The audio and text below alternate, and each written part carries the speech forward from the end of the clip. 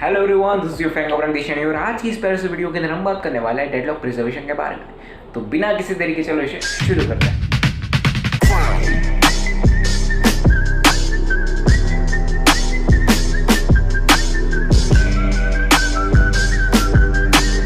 तो deadlock preservation क्या है? ठीक है, डेडलॉक प्रिजर्वेशन के बारे में बात करने वाले। तो हमने पिछले वीडियोस के अंदर देखा था necessary condition for deadlock. Deadlock होने की ये 4 नेसेसरी कंडीशन है जिससे डेडलॉक अगर हो रहा है। ठीक है, कौन सी है उसी के बारे में हम यहाँ पे बात करने वाले हैं। तो अगर ये जो 4 कंडीशन है वो फुल्ली सेटिस्फाई हो जाए तो ही डेडलॉक अगर होगा। ठीक है, तो अगर हम ऐसा करें कि इस 4 कंडीशन में से किसी एक कंडीशन को वायलेट कर दे, ठीक, किसी एक कंडीशन को वायलेट कर दे तो हम बोल सकते हैं कि भाई यहाँ पे डेडलॉक करना ही होगा। तो वही चीज़ है डेडलॉक प्रिजर्वेशन। डेडलॉक प्रिजर्वेशन क्या कहता है कि अगर जो 4 कंडीशन है उसमें से अगर एक भी कंडीशन को हम वायलेट कर दें तो वहाँ पे डेडलॉक करनी होगा। तो उसी के बारे में बात करते हैं। आते हैं हमारे स्क्रीन के ऊपर, देखते हैं क्या है चीज़। ठीक है, तो सबसे पहली जो चीज़ है वो है हमारी म्यूचुअल एक्सक्लूजन। तो म्यूचुअल एक्सक्लूजन क्या कहती है कि अगर कोई भी बहुत सारी set of processes making request to a particular resource which is already in a use, then what's happened, these processes which make request to the resource will goes in block state। ठीक है, तो जो भी process है वो request भेज रही है इस रिसोर्स को और वो जो रिसोर्स है वो भी काम में लगा हुआ है किसी दूसरी प्रोसेस का। ठीक है, तो ये जो सारी प्रोसेस वो ब्लॉक स्टेट के अंदर चली जाती है।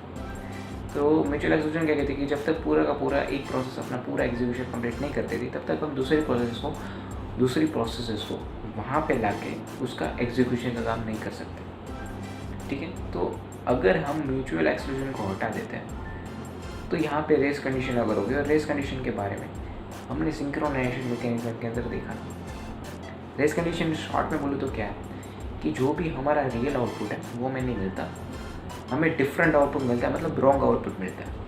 ठीक है, तो इसकी वजह से हम म्यूचुअल एक्सक्लूजन वहाँ पे रखते हैं कि एक ही बारी में, मतलब एक ही प्रोसेस सिर्फ एक ही रिसोर्स को एलोकेशन का काम कर सकती है। ठीक है, तो यहाँ पे हम क्या कर सकते हैं, फॉर एग्जांपल हमारे पास प्रिंटर है। तो अगर प्रिंटर अपना एक प्रोसेस का एग्जीक्यूशन का काम कर रहा है तो हम बीच में ऐसा नहीं बोल सकते भाई प्रिंटर रुक, इसे हटा और दूसरे प्रोसेस का काम कर, तो जिससे क्या होगा कि मिसमैच होगा, रॉन्ग आउटपुट मिलेगा।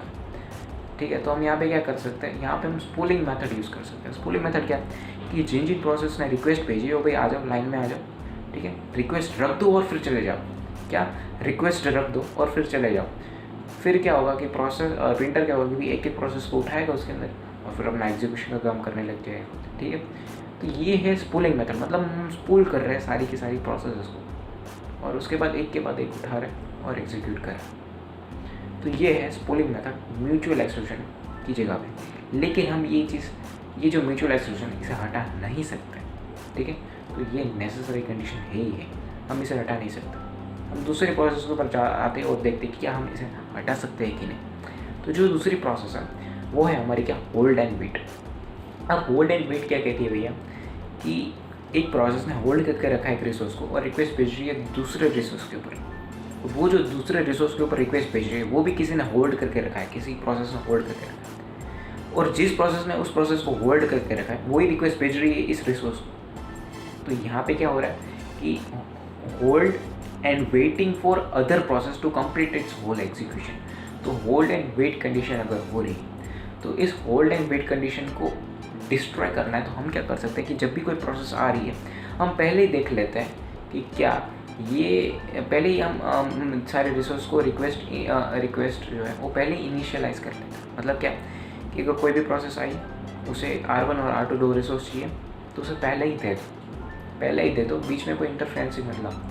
और फॉर एग्जांपल वो जो R2 प्रोसेस वो किसी ने ले रखी है तो क्या करो कि उस प्रोसेस को भी चलाओ। तो ये है होल्ड एंड वेट कंडीशन को काम करने के लिए। लेकिन ये चीज़ भी हम नहीं कर सकते। क्यों नहीं कर सकते? क्योंकि हमें जब भी प्रोग्राम एग्जीक्यूट करता है उसके बाद हमें धीरे धीरे पता चलता है with the help of their instruction कि भाई हमें किस रिसोर्स की आवश्यकता है। ठीक है, तो किस रिसोर्स की हमें आवश्यकता है वो हमें बाद में पता चलता है। मतलब जब भी प्रोग्राम एग्जीक्यूट करता है उससे पहले हम डिफाइन नहीं कर सकते भी वहाँ पे क्या क्या चीज़ें आएगी। वेल डिफाइन नहीं कर सकते। ठीक है, वेल डिफाइन नहीं कर सकते। तो ये भी कंडीशन सेटिस्फाई करना हमारे लिए थोड़ा मुश्किल हो जाएगा, ठीक है। तो होल्ड एंड वेट पे भी मारते हैं चौकड़ी, ठीक है। आता है नेक्स्ट नेसेसरी कंडीशन के ऊपर, क्या, नॉन प्रीएम्पशन के बारे में। अब नॉन प्रीएम्पशन क्या कहती है मेरे भाई, कि अगर कोई भी रिसोर्स एक ने एलोकेट किया है, अपना एग्जीक्यूशन काम करिए किसी भी एक रिसोर्स के ऊपर, तो उसे पूरा का पूरा एग्जीक्यूट करो, बीच में से मत कर रहा हूँ। लेकिन हम यहाँ पे क्या करेंगे कि फॉर एग्जांपल P1 प्रोसेस है, उसने अपना आधा काम कंप्लीट कर दिया और P2 प्रोसेस वो रिक्वेस्ट भेज रही है इसके ऊपर, तो हम क्या करेंगे, P1 प्रोसेस ने जितना भी काम किया हमें उससे कोई मतलब नहीं, उस प्रोसेस को उठाया, खींचा और दे दिया R2। तो ये करना तो मेरे लिए सही नहीं लगता, ठीक है, क्योंकि उसने जो भी काम किया वो सारा का सारा चला जाएगा। तो नॉन प्रीएम्पशन भी हम नहीं कर सकते। चौथी प्रोसेस क्या है, सर्कुलर वेट। तो ये अब हम देखने वाले हैं चौथी कंडीशन क्या है, सर्कुलर वेट। तो सर्कुलर वेट क्या है कि P1 प्रोसेस, मैंने आगे के लेक्चर्स में देखा था कि P1 process is waiting for P2 process to complete its task and P2 process is waiting for P1 process to complete its task. तो ये हो गया सर्कुलर वेट। तो अब हमें जो भी काम करना है वो हम इससे काम करना है, मतलब कि अगर डेडलॉक को हटाना है, डेडलॉक प्रिवेंशन करना है, तो हम सर्कुलर वेट को वायलेट करेंगे। लेकिन सर्कुलर वेट क्या कहती है कि सर्कुलर वेट हो क्यों रहा है, क्यों हो रहा है, क्योंकि P1 प्रोसेस फॉर एग्जांपल यहाँ पे हम इसे किसे डील कर सकते हैं कि अगर P1 प्रोसेस R1 रिसोर्स को ऑक्यूपाई करके रखा है और R2 रिसोर्स को ऑक्यूपाई करके रखा है, ठीक है, और फिर P2 प्रोसेस आती तो वो R1 और R2 को ऑक्यूपाई नहीं कर सकती, वो इंक्रीजिंग ऑर्डर में किसी भी रिसोर्स को ऑक्यूपाई कर सकती है। फॉर एग्जांपल हमारे पास इंक्रीजिंग ऑर्डर में हमारे पास रिसोर्स है R1, R2, R3, I4, I6 ऐसे I10 तक है, ठीक है। फॉर एग्जांपल P1 प्रोसेस में R1, R2 हो गया, तो जो P2 प्रोसेस है वो R1 और R2 को ऑक्यूपाई नहीं कर पाएंगी, वो इंक्रीजिंग ऑर्डर में ऑक्यूपाई करेगी। फिर मतलब वो P3 से लेकर P10 के अंदर कोई भी ऑक्यूपाई कर सकती है। लेकिन जहाँ से उसने ऑक्यूपाई किया, फॉर एग्जाम्पल अब P3 ने ऑक्यूपाई किया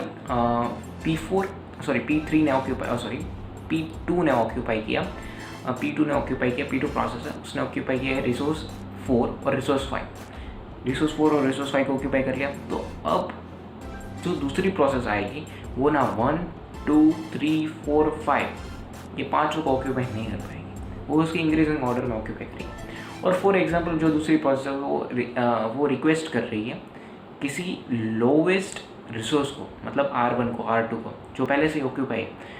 तो वो जो प्रोसेस जो रिक्वेस्ट कर रही है उसने जो भी रिसोर्स को पकड़ के हुए रखा हुआ हो वो सारे के सारे हम छोड़ देंगे और उसे हम थोड़ी देर के बाद रन करेंगे। तो ये है सर्कुलर वेट, ठीक है। तो सर्कुलर वेट को हम निकाल सकते हैं। तो इसी के साथ इस वीडियो को समाप्त करते हैं। मिलते हैं इसके नेक्स्ट वीडियो के अंदर। तब तक के लिए टाटा।